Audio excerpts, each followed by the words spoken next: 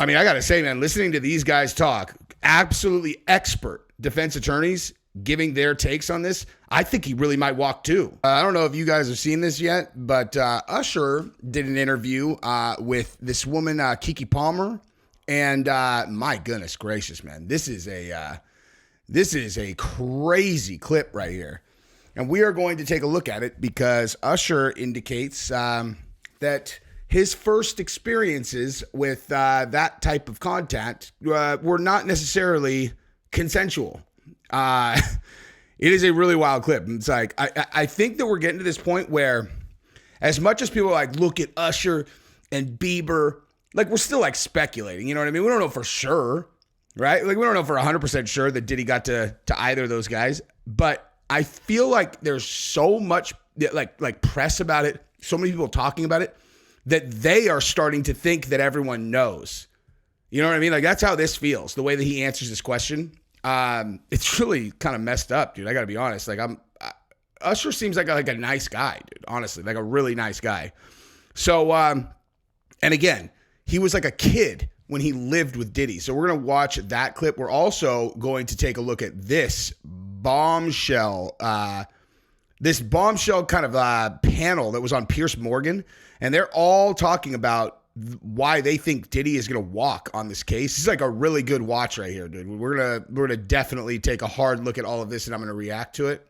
And I'm going to make it both bigger. I just realized they're both kind of small. So there's no reason for that. Let's see if this one's still in the frame. It's not, of course. Of course it's not, because that would just be too easy.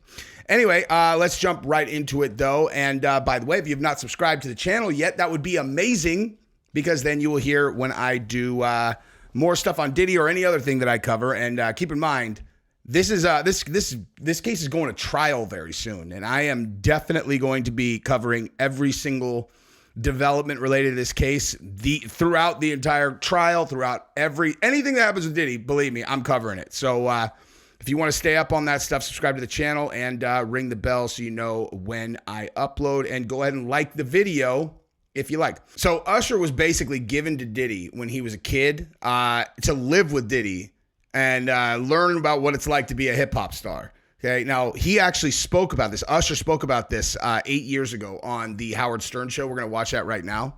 And this is good backdrop, knowing what you know about Diddy now, and then looking at this this quote from Usher. So check this out. I moved to New York City, and I lived with Sean Puffy Combs for a year. That's the crazy thing. Now, that was L.A. Reid's idea, right? We're sending you over to something called Puffy Flavor Camp. There you go. To learn Flavor Camp? Yeah, Flavor that's Camp. what it was called. And you're going to go to Puff Daddy's. He's going In the 90s, do you understand what that's like? Puffy's place was like just filled with chicks and orgying like nonstop, right? No, not really. I Come mean, on. but hey, it was curious. I got a chance to see some things. Yeah, but you were 13. What were you I seeing? went there to see the lifestyle. Right. And I saw it. And it was but I don't know if I could indulge and understand what I was even looking at. It was pretty wild. So nobody tried to, some woman didn't come along. I didn't say that. Okay. I didn't say that. What I did say is that there were very curious things taking place. And I didn't necessarily understand it. Biggie Smalls was there. Biggie Smalls was there. Lil' Kim, Craig Mack. All these people are hanging around. Yeah, man. Faith Evans. your parents Jodeci, were Mary okay? J. Blige. They didn't know nothing about this shit. Oh. I was having a good time. You know what I mean? Does he have you doing any chores? Are you doing dishes at all? I mean, to keep you humble somewhat? Or are you just like, can you stay up till 4 a.m. with them and party? I mean, I could. I actually stayed up longer than them.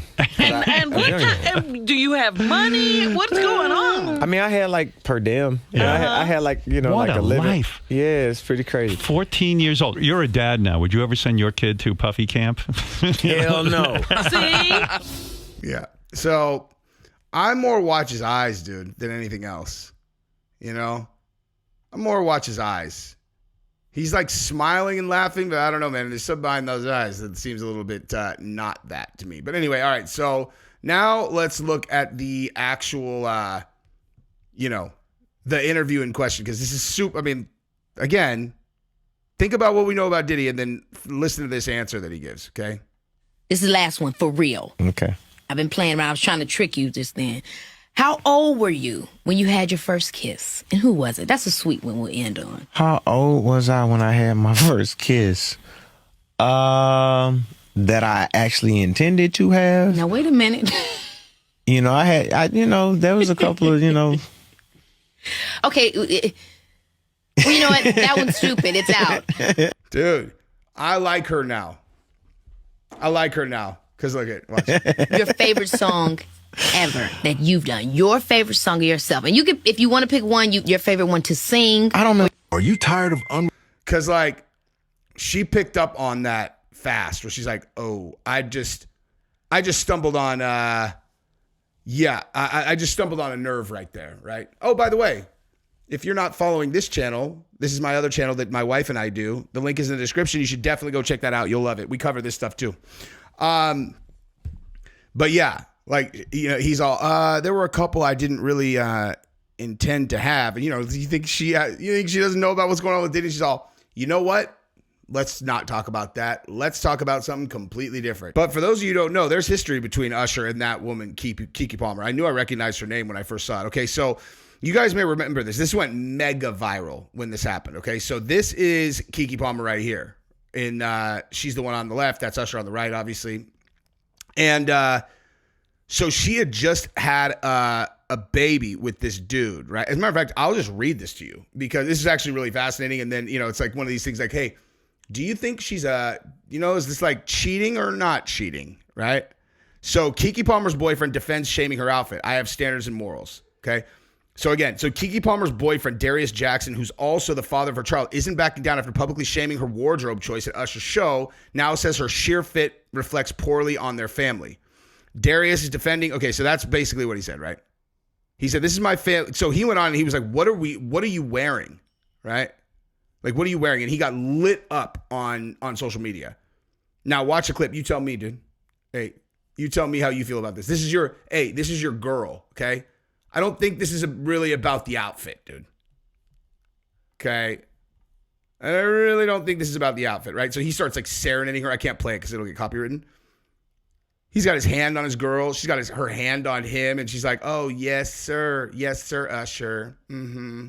Sing it to me, baby. Look in my eyes while you sing, and I'll look in your eyes while I sing. Hey. Mm-hmm. Oh, for sure. Yep. Yes. Usher, I am your girl. Look at this. Would you like what you see, big boy? I'm basically naked. Okay, now watch this part, though. Right now. That shit. That right there is where, if it were me, dude, that's a part that would have really pissed me off. That part right there, that would have really fucking pissed me off, dude. All of it would have pissed me off, but this part would have really pissed me off. Oh my God.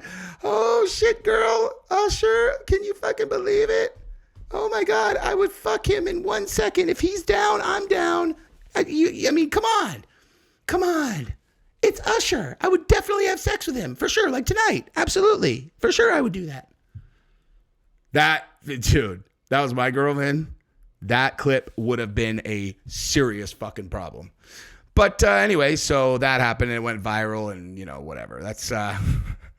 That's their history. And apparently now they are friends doing interviews. Now let's move over to the other video about Diddy potentially getting off. Now I just want to show you guys the beginning of this and then you guys go watch it on your own if you decide. But I have a lot of thoughts about this particular clip. This is on Piers Morgan and this is Mark Geragos and some other guys talking about the Diddy case, and they really believe that there's a high chance that he walks. Dumb. He's savvy. He got money. He got influence. Charging Diddy with those in the historical context is almost laughable. That's Suge Knight's attorney. This takes wokeism to a new level. I'm from the street. I grew up around this dude. It's not laughable. I'm going to tell you that right now. I know for a fact it's not laughable. You got that much money. Exactly. You got that much street credit. You can get people killed. Kanye West is just seemingly out of control. Diddy case. How significant is it that one of his defense attorneys, high profile, Anthony Ricco, has quit and made it pretty clear, I think, in the wording of his resignation from the team and the case, that he obviously, I imagine, has issues with Diddy himself? I don't think that that's what was made clear in that in his filing to be off the case. We've talked about this. If you watch my content consistently, then you already know. I think Anthony Rico filed that stupid motion where he was saying that this was a racist application of the law, and then admitted that Diddy was guilty of the charge. And then I think his main attorney, Agafillo, was like, you got to go. I think that's what happened. Well, in full disclosure, I've represented Sean off and on for many years, and my daughter is still the lead lawyer for Diddy. So from a father's perspective, I don't think it makes one whit of difference, frankly. Diddy knows what he's doing. I don't think that Tony was a lead lawyer in the case. Mark Agnifilo is the lead lawyer who's very accomplished. I understand that anything Diddy related tends to get a lot of clicks, but this, to me, is no more than just a speed bump. Told you. So we should. Told you. And I did not know that. I did not know that Geragos' daughter was on that case. But that makes that basically confirms exactly what I was saying. They were like, you're incompetent. You got to go. Shouldn't be reading into it anything more sinister, because it does seem unusual for, in such a high-profile case, for one of the team to publicly resign like this. You're right. I don't think that, in fact, I would venture to say that there's nothing to be read into it other than what often happens with these cases. You know, I was thinking back many years ago to Michael Jackson after I saw this, and there were lawyer changes and shuffling of the deck. It happens often in high-profile cases. I mean, yeah, it's because there are like teams of lawyers. You know, think about like OJ's case. You had Shapiro, you had Johnny Cochran, you had Kardashian, just to name three. And I know there were more than those guys. I mean, that's like, right there, those are big three right there, right? And he had, I believe, two more, I think. I think he had 5 attorneys working on that case. There's always going to be some lawyers coming and going, inevitably. I've seen it in every single case I've ever handled. I will tell you that I don't think it means much of anything at all in this case. Sean is, by all accounts, ready, willing, and able to go on May 5th, and I expect that you and I will be back talking about it. What is your overview of where he is in terms of criminal liability here, in terms of what may happen to him and the weight of the case? Because we know that when the feds come for somebody, they normally have a very good success rate. Well, that's absolutely true. I tell clients when they come into my office, you know, the federal conviction rate is in the high 90s. So I hope you guys don't, like, just so we're clear, I hope you guys know who this is that's speaking. Like, this is that's Mark Geragos. Okay. And this is actually relevant, just in case you guys don't know who that is. All right. Mark Geragos. All right. Like, this dude is one of the most high-powered attorneys in the world. Okay. Like, look at his notable clients: Winona Ryder, Michael Jackson, Roger Clinton, the Carradine family, Greg Anderson, Cameron Brown, Victor Williams, Chris Brown, Colin Kaepernick, Jussie Smollett. No way. That's funny, dude. Scottie Pippen, Travelers Insurance. And there's a bunch more that I know about that he has been involved in. And did you know that he was also involved in that thing with Avenatti? Like, Avenatti tried to blackmail Nike for $25 million. That's what he's doing. That's what started the whole thing that got Michael Avenatti sent to prison forever. If you guys have already forgotten him, that's funny, because he was the one who was representing Stormy Daniels. And he's like, I think I'm going to run for president. And the Democrats were like, yeah, we've seen this movie before. We didn't take Trump seriously. We're not letting this happen again. So they're like, just open an investigation. It turned out he was stealing his client's money. He's scum, Michael Avenatti, and now he's in prison. So dude, just like Diddy found out, there's a class of people, you don't mess around with those people, man. Understand there aren't that many lawyers walking around who've heard the words not guilty in a federal courtroom. So I've been fortunate to have that, as has my daughter and both Mark Agnifilo. I will tell you, this is my take on this case. This case has been, the media has so run with this idea that we have A-list celebrities, that we've got sex tapes. The tapes are about to drop. The sex tapes that are involved, whether it's, and I don't even want to kind of push forward the kind of crazy narratives out there. But I remember watching a TV show Pierce, back in September, where a lawyer said that there were shopping tapes around and that this tape involved a A-list celebrity and blah, blah, blah. Everything that has happened since then, every public filing in that case has led me to one conclusion and one conclusion only, that these are private tapes involving just one or two other females and another willing participant. Geragos. I don't mean to call you out on this, dude, but New York Post, Diddy A-list male. Okay? I don't mean to have to do this, dude. But A-list star horrified as Diddy sex tape pushed to media outlets. He feels like he was victimized years ago. I'm just saying, not women. As far as I can tell, there are no tapes that involve so-called A-list celebrities. In fact, there's nobody else on these tapes except two other consenting adults. Again, A-list star horrified as alleged Diddy sex tape gets pushed to media outlets. He feels like he was victimized years ago. The male A-list celebrity who was subject to an alleged sex tape with Sean Diddy Combs is horrified that the footage is being shopped around media outlets. Two members of the star's inner circle told the Post. I'm just saying, are they lying? They weren't done surreptitiously. They weren't done covertly. And basically, the government's case comes down to, did victim, as you know, they just superseded, added two victims.